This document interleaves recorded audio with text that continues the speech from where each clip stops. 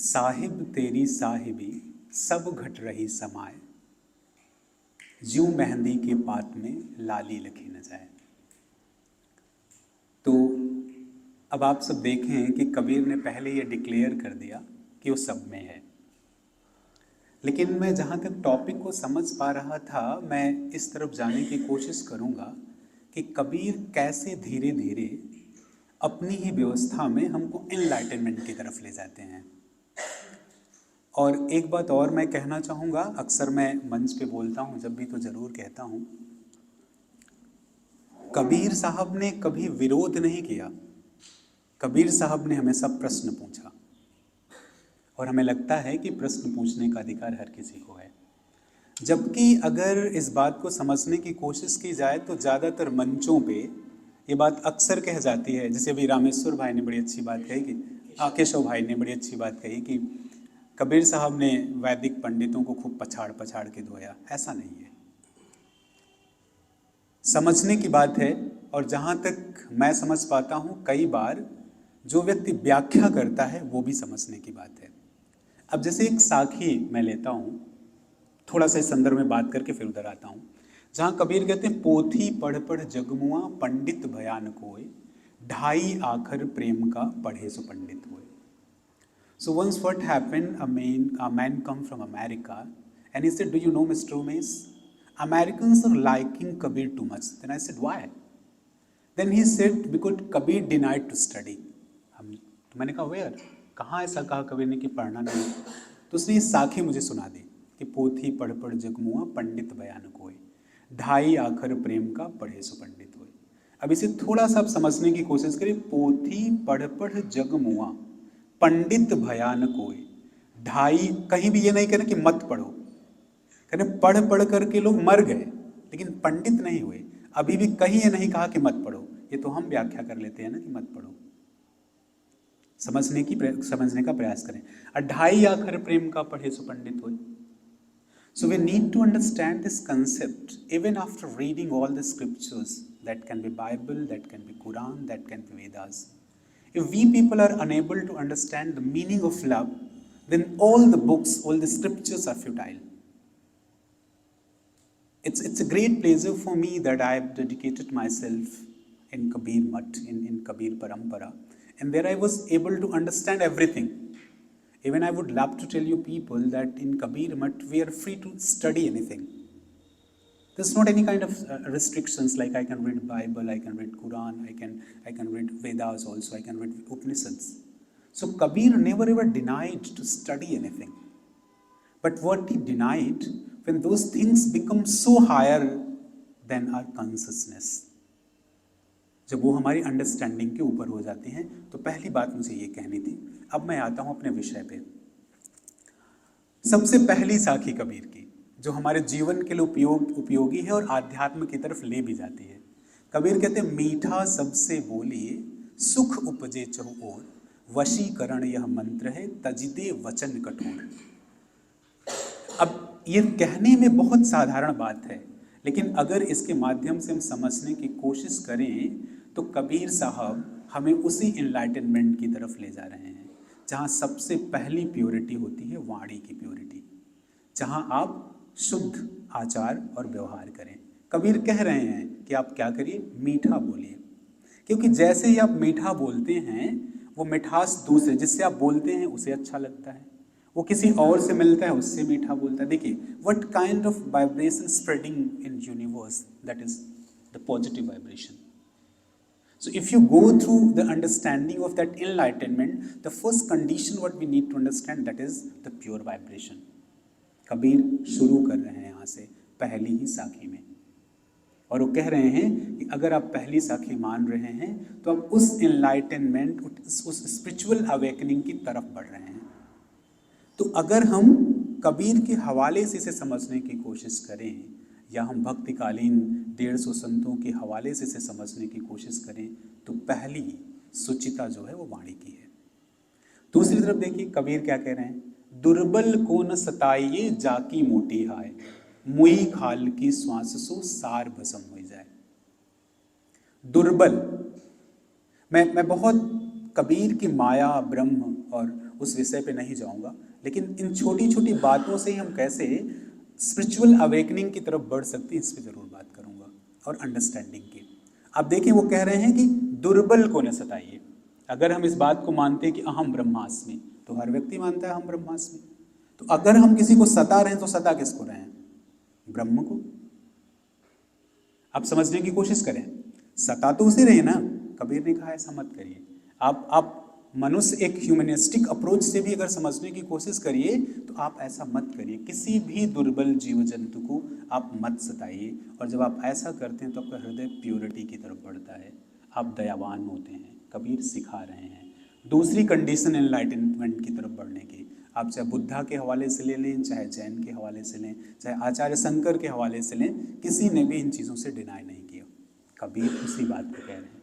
फिर कबीर आगे बढ़ते हैं और कहते हैं कि बकरी पाती खाते हैं ताकी काटी खाल, जो नर बकरी खाते हैं ताको कौन हवाल। बहुत गूढ़ बातें छिपी हैं। ये किसी भी धर्म का विरोध नहीं है, जीव को न मारने की बात है। अब कबीर साहब ने बकरी कह दिया, आप भेड़ कह लीजिए, हाथी कह लीजिए, शेर कह लीजिए, कबूतर कह लीजिए, जो भी आपको मन में आए कह लीजिए। उन परिस्थितियों में उनके सामने जो उपस्थित था उसका एक मेटाफर यूज किया उन्होंने, और वो हमको बताने की, वो बता यही रहे हैं कि किसी की हत्या मत करिए। इसीलिए वो कहते हैं कि आप लाखों पुराण पढ़ लें लेकिन हत्या कभी छूट नहीं सकती। जीव मत मारो बापुरा, सबका एक है जीव। वो कहते हैं कि किसी का जीव अगर मारते हो तो कोटि न पढ़ो कुरान, कोटि बार, करोड़ों बार आप पुराण और कुरान पढ़ लें, कोई फर्क नहीं पड़ने वाला है। कबीर अब हत्या न करने, जीव दया की बात कबीर कर रहे हैं। तीसरा स्टेप है जब हम एनलाइटनमेंट की तरफ बढ़ रहे हैं। क्या किसी व्यक्ति को लगता है कि यूं ही बैठे आंख बंद करें और एनलाइटनमेंट उतर जाएगा? सबसे पहली बात हमारे विचारों की प्योरिटी, हमारी शारीरिक प्योरिटी, हमारी इन्वायरमेंट की प्योरिटी। यही बड़ा कारण है कि बोध गया में एक वृक्ष के नीचे, मेरा अपना एनालिसिस है ये गलत भी हो सकता है, यही बड़ा कारण है कि बोध गया में एक वृक्ष के नीचे बुद्ध को एनलाइटनमेंट प्राप्त हुआ, उसी प्योरिटी के कारण। इसे इसे इसे विश्लेषण करें, आप सब युवा हैं और हमारी ये रिस्पॉन्सिबिलिटी बन जाती है कि हम कभी भी किसी भी बात को बिना विवेक के ना स्वीकार कर लें। Kabir was such a witty person. If you go and analyze the Kabir, you will find he has touched all the aspects of life. All the aspects of life. And then he never ever accepted that if something had been said by the Guru. अब कबीर की बात समझिए, वो कहते हैं गुरु की करनी गुरु भरेगा, चेला की करनी चेला उड़ जा हंस सकेला। मतलब वो ये भी कह रहे हैं कि अगर आप इस चक्कर में पड़े हैं कि गुरु जी, जैसा कि अभी हम लोग सुन रहे थे कि गुरु जी पार उतार देंगे, वहाँ भी कबीर विवेक की बात कर रहे हैं। वो कहते हैं आपको विवेकशील होना पड़ेगा, और अगर आप विवेकशील नहीं हैं तो आप एनलाइटनमेंट की तरफ नहीं बढ़ सकते, क्योंकि आप अज्ञान में हैं। तो तीसरी बात, फिर नेक्स्ट बात कहते हैं कबीर, सांच बराबर तप नहीं, झूठ बराबर पाप। बहुत साधारण साखियां हैं ये, और मैं जानबूझकर इन्हीं साखियों को ले रहा हूँ। अब ब्रह्म की बात बहुत गूढ़ भी है, उधर मैं अभी नहीं जाऊंगा, लेकिन देखिए हम कैसे साधना के पद पर enlightenment is not a kind of magic. Even I was reading such a book and writer has written, even enlightened, a person who is enlightened cannot understand that I am enlightened. You have to recognize it. Maybe there can be somebody who is enlightened and we are not understanding. We are not getting it, he is enlightened or not. So Kabir कहते हैं साथ, मतलब आपको क्या करना है? सच बोलना है। देखिए सब कुछ प्योरिटी है। अगर आप सच बोलते हैं, किसी को दुख नहीं देते, आप कभी देखें, आप एनालिसिस करें, मैं आप पे छोड़ता हूं, क्या झूठ बोलने के बाद गिल्ट नहीं होती? कोई ऐसा व्यक्ति कह दे कि झूठ बोलने के बाद गिल्ट नहीं होती? अगर आप झूठ बोलते हैं तो आपको पश्चाताप होता ही है। कबीर कहते हैं ऐसा मत करो। और फिर वो आगे बढ़ते हैं और दूसरी बात कहते हैं, जब आप इन चीज़ों को मीठा बोलते हैं, किसी को नहीं परेशान करते हैं, सच बोलने लगते हैं, तो आप ये परिवर्तन अपने व्यक्तित्व में खुद ब खुद महसूस कर सकते हैं। मैं स्वयं भी एक ऐसे ही परिवार से आता हूँ जो साधारण परिवार है।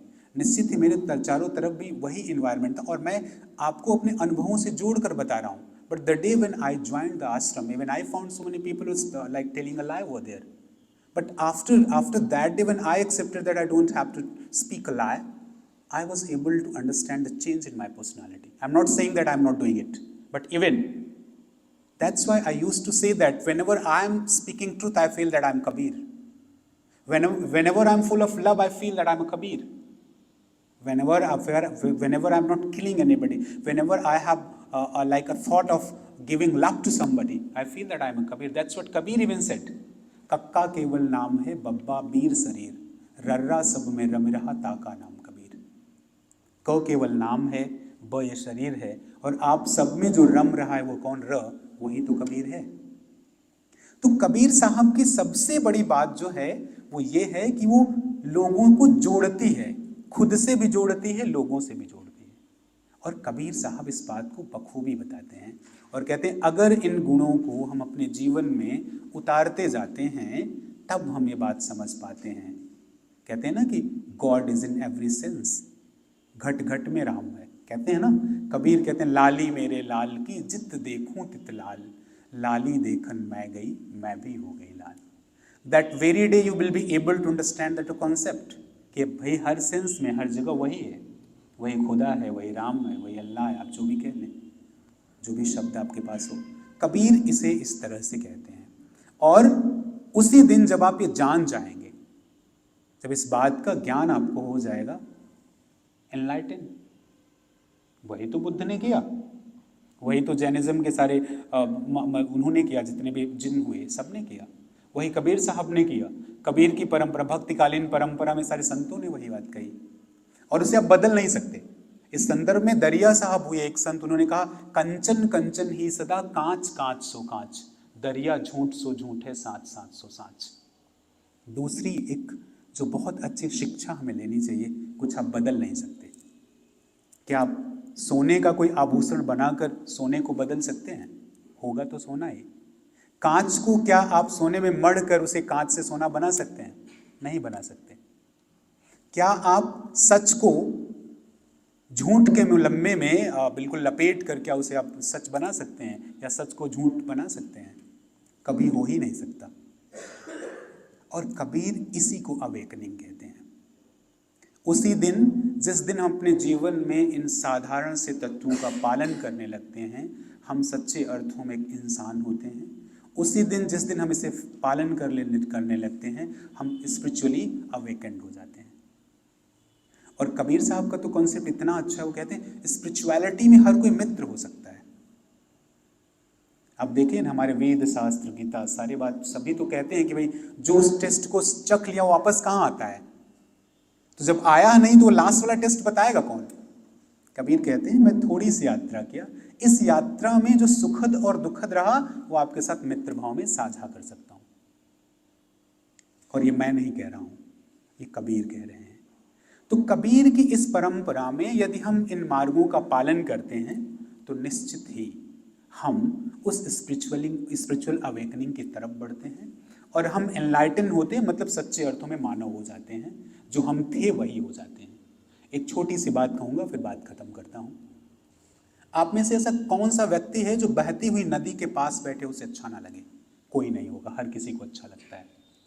कौन ऐसा व्यक्ति है जो पहाड़ों में जाके खुश नहीं होता? सब कोई होता है, मुझे भी खुशी होती है। कौन ऐसा है जो बहुत विशाल पेड़ के नीचे चुपचाप नहीं बैठना चाहता? कभी आपने चिंतन किया ऐसा क्यों? क्या खूबसूरत है इसलिए? वेदर चेंज हो गया इसलिए? नहीं। नदियों ने अपने आप को बदला नहीं।